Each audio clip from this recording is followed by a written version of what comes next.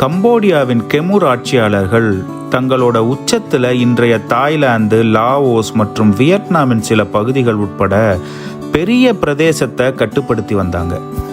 ஆனால் அவங்க பேரரசு ஒன்றும் தனிமைப்படுத்தப்படலை. கடல் தாண்டி சக்தி வாய்ந்த சோழர்கள் ஏற்கனவே இந்திய பெருங்கடல்ல பெரும் ஆதிக்கத்தை செலுத்தினதோட தங்கள் படையை அங்க நிலநிறுத்தியிருந்தாங்க. வர்த்தக வழிகளை கண்டுபிடிச்சதோட தென்கிழக்கு ஆசியாவில் கடற்படையெடுப்புகளையும் நடத்தியிருந்தாங்க. தமிழ் வணிகர்கள், மதகுருக்கள் மற்றும் கட்டிடக் கலைஞர்கள் இந்த பகுதி முழுவதும் விரிவான பயணம் செஞ்சு நம்மோட மரபுகள், மத நம்பிக்கைகள் மற்றும் கட்டிடக்கலை நிபுணத்துவத்தையும் இந்த பகுதி முழுவதும் கொண்டு வந்து சேர்த்திருக்காங்க. இந்த தொடர்பு கெமுர் கோயில்களோட கட்டிடக்கலை மற்றும் வடிவமைப்புல தெளிவாகவே தெரியும். இப்படி ஒன்று இல்லை, ரெண்டு இல்லைங்க, நூற்றுக்கணக்கான சிவன் கோயில்கள் தென்கிழக்கு ஆசியாவில் இருக்கு. பெரும்பாலானோருக்கு கெமுர் சாம்ராஜ்யத்தால் கட்டப்பட்ட அங்கோர் வாட், பாயான் கோயில் போன்றவை பற்றி தெரிஞ்சிருக்கும். ஆனால் மற்ற கோயில்களை பற்றி தெரிஞ்சிருக்காது. நான் முயற்சி எடுத்து இந்த ஒவ்வொரு கோயிலை பற்றியும் பதிவு செஞ்சுக்கிட்டு வர்றேன். உங்களோட தொடர்ச்சியான ஆதரவு எனக்கு கண்டிப்பாக தேவை.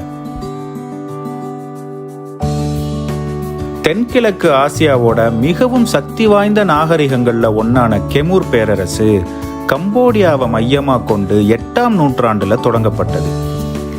இது ஃபுனான், சென்லா போன்ற முந்தைய இந்தியமயமாக்கப்பட்ட ராஜ்யங்கள்ல இருந்து தோன்றினது. இவை ரெண்டுமே இந்து மதம், பௌத்தம் மற்றும் இந்திய அரசியல் அமைப்புகளால் தாக்கத்தில் உருவானது.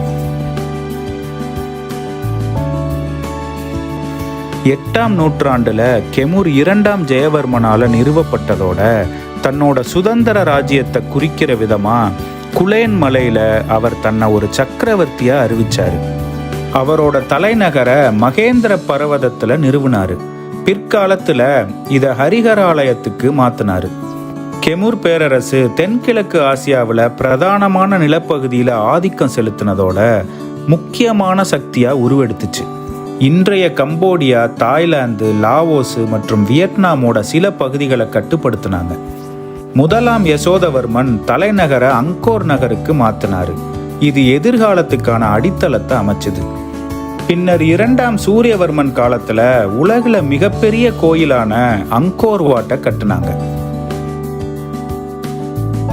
13ஆம் நூற்றாண்டோட பிற்பகுதியில 7ஆம் ஜெயவர்மன் பேரரசை மிகப்பெரிய அளவுக்கு விரிவுபடுத்தினாரு. அதோட அங்கோர் தாம் மற்றும் புகழ்பெற்ற பாயோன் கோயிலை கட்டினாரு. இந்த வீடியோ பிடிச்சிருந்தா கீழே இருக்க லிங்கை கிளிக் பண்ணி இதனுடைய முழுமையான வீடியோவை பாருங்க.